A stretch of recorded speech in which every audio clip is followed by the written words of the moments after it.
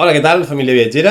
Avui us porto un vídeo amb consells o recomanacions sobre un dels viatges que més gent acostuma a fer, un viatge que molts hem somiat i quan el fas t'impressiona encara més del que pensaves que ho faria.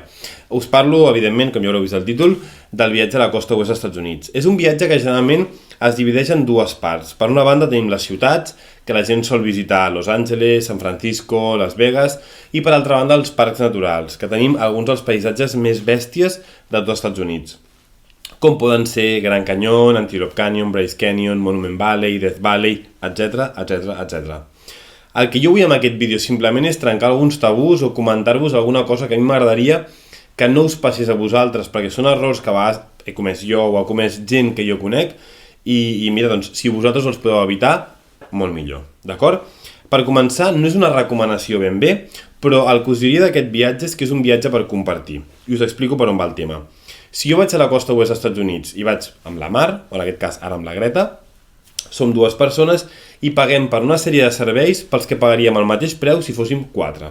Així que és un viatge que és ideal per fer amb família, amb amics o fins i tot dues parelles. M'explico una altra vegada.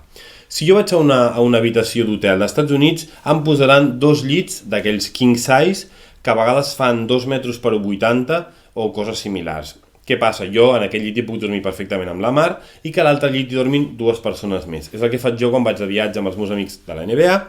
Anem a una habitació d'hotel, som 4 persones, agafem una habitació amb 2 llits i dormim 2 persones a cada llit. El cotxe, el mateix. Pagaràs el mateix preu si ets una parella que si ets 4 persones. A dividir toca menys. La gasolina és molt barata. Ara sí, comencem amb les recomanacions. Los Angeles és una ciutat que té molt mala premsa. A nivell turístic no se la té massa en compte, com si diguéssim, però és una ciutat que té moltíssimes coses per oferir. A Los Angeles teniu museus increïbles. A Los Angeles hi teniu els canals de Venice, teniu Santa Mònica, el Passeig de la Fama, l'Observatori Griffith. Podeu anar a veure un partit dels Lakers, podeu anar a veure partits de molts equips, de moltes lligues, de molts esports, perquè a Los Angeles hi ha molta varietat. És una ciutat que moltes vegades es deixa passar. Els meus pares, per exemple, quan hi van anar em van dir no, jo no vull que em montis res a Los Angeles només hi arribarem amb l'avió i ja està. I realment és una ciutat que quan hi vas, enganxa i agrada molt. Una altra cosa que se sol infravalorar dels Estats Units i de la ruta per la costa oest dels Estats Units és la gastronomia. És cert que potser no és una gastronomia molt refinada com pot ser la francesa o com pot ser la italiana, però realment hi ha coses molt bones.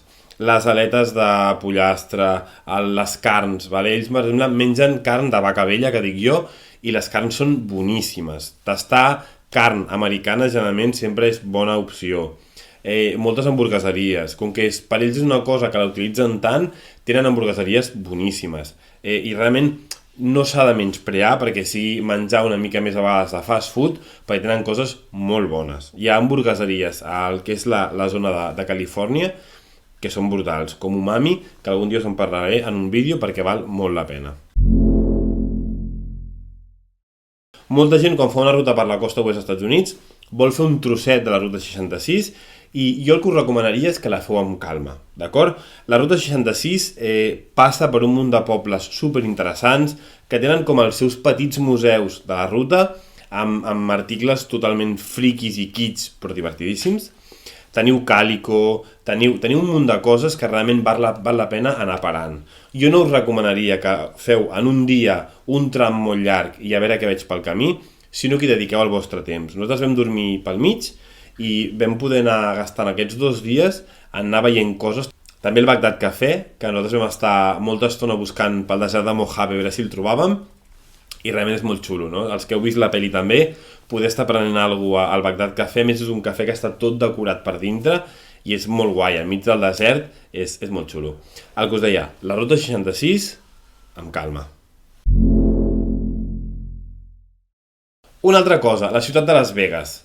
A Las Vegas jo crec que s'hi ha d'anar, mínim un cop a la vida, jo hi he anat 2 vegades i sé que hi tornaré. I una cosa que us volia comentar de Las Vegas, a part que evidentment hi ha moltíssimes coses que es poden fer, anar a una galeria de tir, anar a un strip club, anar a moltes coses que es poden fer, els casinos, Fremont, és molt guai Las Vegas. Però en aquest punt el que us volia comentar és el tema de casar-se, d'acord? Molta gent va a Las Vegas pensant que pots anar allà, et cases en 5 minuts, no funciona així. Llavors jo us recomano, si ja aneu amb la idea de casar-vos a Las Vegas, feu-ho amb temps. Nosaltres recordo que estàvem arribant amb el cotxe a Las Vegas i estàvem omplint ja les dades per internet de l'empresa que havíem contractat i doncs, un cop vam arribar, el dia següent ens van venir a buscar amb un cotxe a l'hotel on estàvem, ens van dur al registre, vam omplir els papers, no sé per què, perquè després els noms estaven tots malament, però bueno, i després des d'allà et porten a la capella que tu has triat, on et cases. Després et fan unes fotos, pots triar, bueno, ja és una sèrie de... I els preus més o menys oscil·len entre, si és una boda molt senzilla com vam fer nosaltres, amb un reverendo normal, ningú vestit d'Elvis, ni de Merlin, ni de Madonna, ni res, són uns 100-150 euros. A partir d'aquí podeu trobar bodes fins a 18.000 euros, perquè depèn del que us vulgueu disfressar vosaltres, el que vulgueu que estiguin disfressats d'ells, i tot el paquet que contracteu. Nosaltres, evidentment, vam fer una cosa senzilleta. Què més? Els parcs naturals. Una de les coses que més crida l'atenció d'una ruta per la costa oest dels Estats Units són els parcs naturals que hi ha, perquè són preciosos, són uns paisatges que tots haureu vist en 1000 fotografies i se't cau la bava. I més quan hi estàs en persona, perquè evidentment és multiplicat. Què us diria jo dels parcs naturals? Molta gent diu, vés a Gran Canyon, vés a Monument Valley, vés a Death Valley. Jo el que us diria és, aneu a tots els que pugueu, perquè tots els paisatges que hi trobareu són impressionants. El que per mi hauria de determinar quins parcs naturals aneu a veure o no és el temps que tingueu. Si teniu un mes, veieu-los tots, i torneu-hi, i repetiu, i mireu-vos-els des d'un cantó, des de l'altre i des del de més enllà. Hi ha casos. Antelope Canyon, per exemple, és un canó d'1 quilòmetre anar i tornar, tampoc hi ha massa més. Però hi ha moltíssimes coses que us fliparan. Jo us diria, no us tanqueu en vaig veure només 2 o 3, si no és que el temps us limita. Si el temps us limita, evidentment, no podem agafar 76 setmanes de vacances, ho entenc perfectament, però jo intentaria, tots els que pugueu, mireu-los, perquè són impressionants.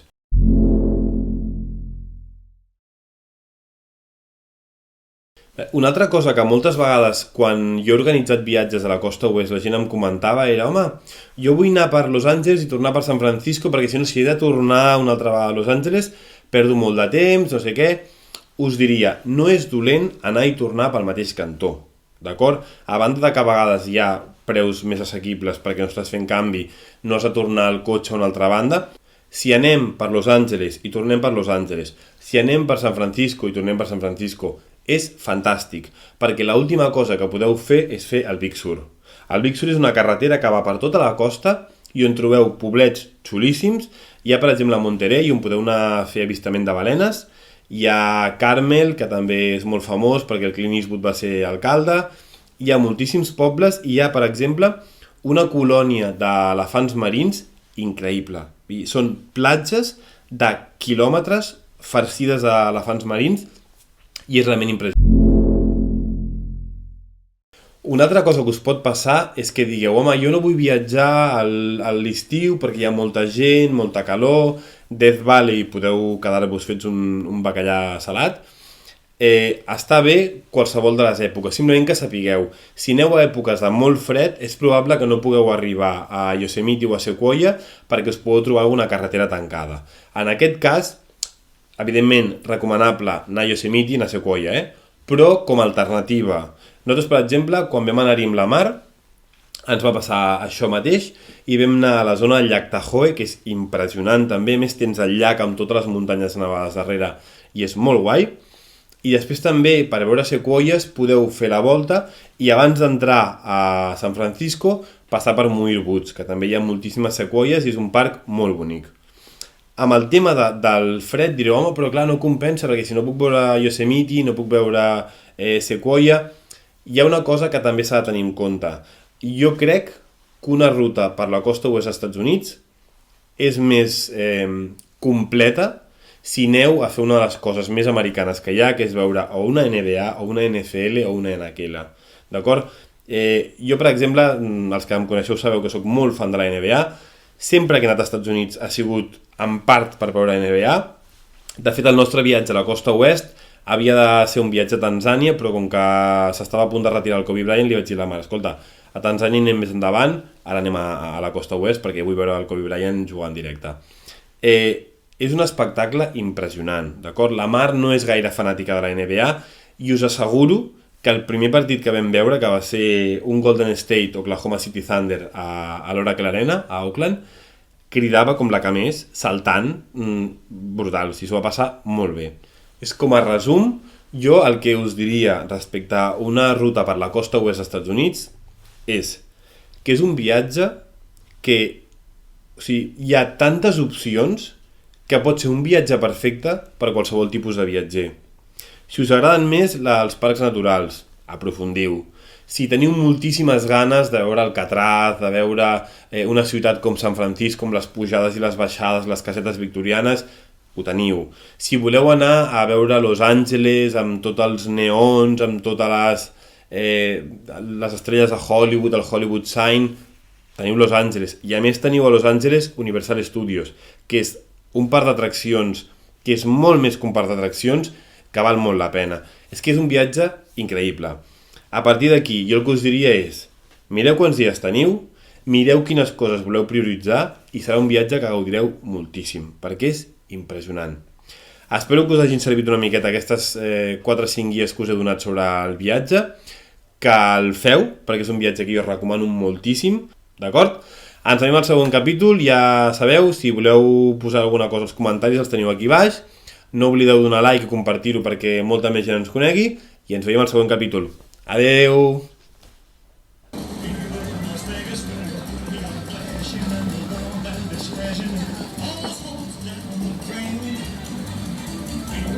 Vegas turning day into night, and night, the daytime if you see it once.